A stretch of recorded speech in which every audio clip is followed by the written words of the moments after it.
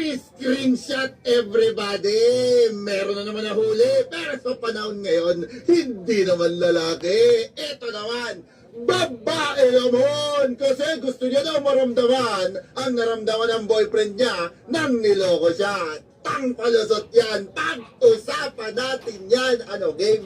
Tara!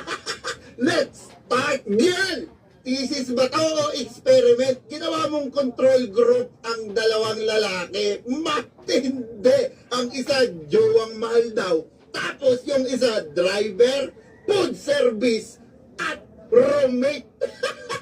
Ginawa ko lang to kasi gusto kong maramdaman yung naramdaman niya nang nag-cheat siya. Ano to?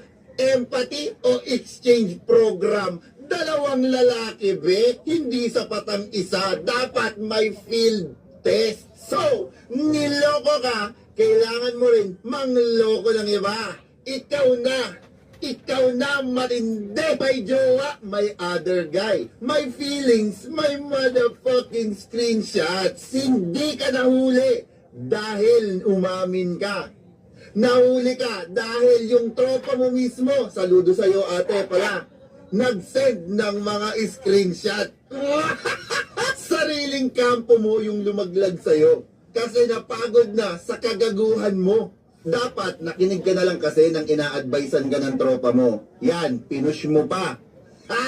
Viral ka ngayon, be. Eto na, si lalaki nagising sa katotohanan. Yung boyfriend mo gustong tawagan. Yan, rare Pokemon yan. Responsableng lalaki. Mataas ang emotional maturity. Sabi mo, ayaw mo.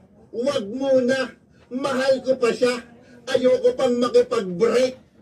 Putang ina. Mahal mo pero niloloko mo. Yun ba ang ayaw mo wala? Gusto mo ng revenge pero ayaw mo ng consequence. Wow, matindi! Ano to? Installment plan ng kagaguhan? Ito pang mas malala. Proud ka pa na sabihin na ginagamit mo lang si other guy. Wow, kahit lalaki, hindi yun kayang gawin, be. There's a special place in hell for you. Putang ina ulit, hindi pala siya kabit. Grab Airbnb at Food Panda pala siya. All-in package. May kain, may sundo, may tulog. Wala lang respeto. At nang nahuli na ng screenshots na galing pa sa kaibigan niya, gaslighting mode on! Ikaw ang mali kasi in-invade mo yung privacy ko.